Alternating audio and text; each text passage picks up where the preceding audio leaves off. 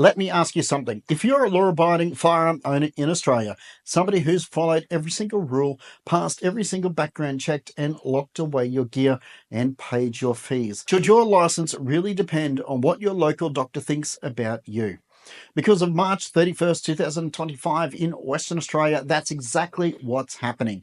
Under the new Firearms Act of 2024, firearm licence holders are now required to pass what's called a Firearms Authority Health Assessment.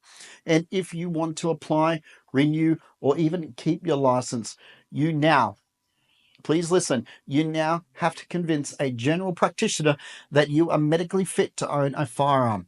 This changes everything. No longer about providing a legal standing, safe storage, or even genuine reason. It's now about passing a medical gatekeeping process that has no standardized test, no required training, and no transparency. Your doctor, not a specialist, not a firearms professional, makes the call. They don't even need to explain it, and you don't get to see it. And once their opinion is submitted, that's it. The Western Australian Police Licensing Enforcement Division acts on it. You could lose your license, your firearms, your rights, without even being told why.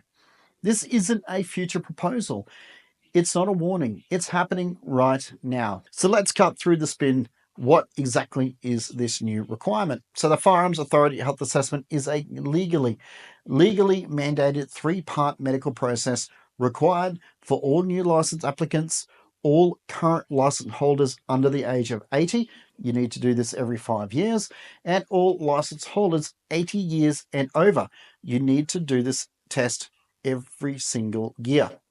So no matter how long you've held your license or how clean your record is, you must now prove through a GP visit that you are fit to possess a firearm. So step one, there is a self-assessment. So in what they're calling is part A.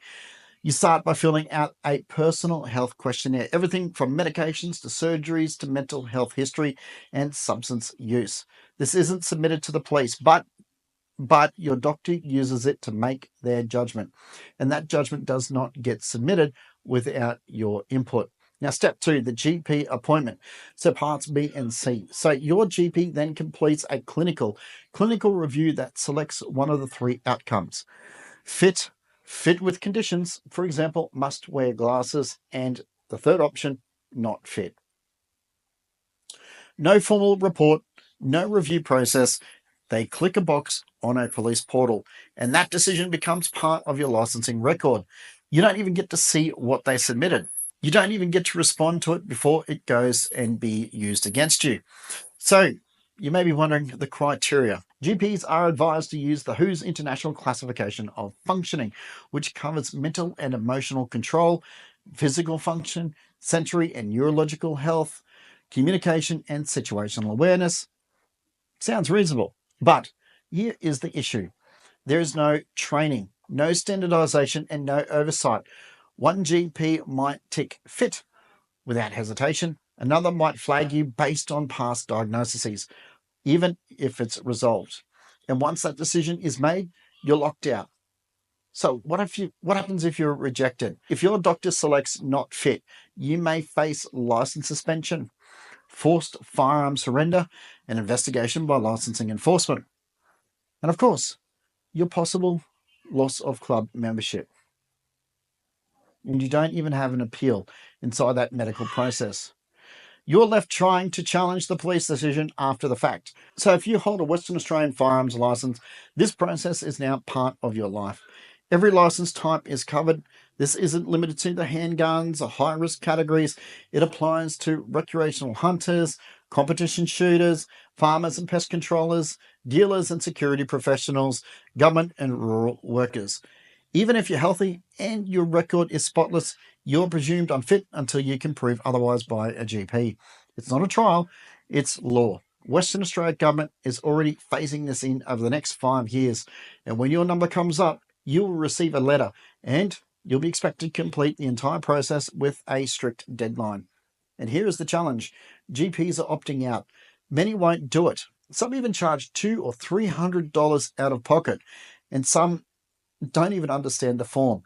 And if you can't find one in time, your license is at risk. This isn't just bad policy. It's a system that protects the decision maker while punishing the applicant. Doctors are protected by the law. So, under the Australian Health Services Act of 2016 and Mental Health Act of 2014, GPs are legally protected when submitting assessments in good faith. Well, they can be wrong, they can be biased, and they can be poorly informed. You still lose your license. They face no consequence. No appeals inside this assessment. You don't even get to challenge your GP's submission. You don't even get to see their notes, and you can't even simply go to another doctor.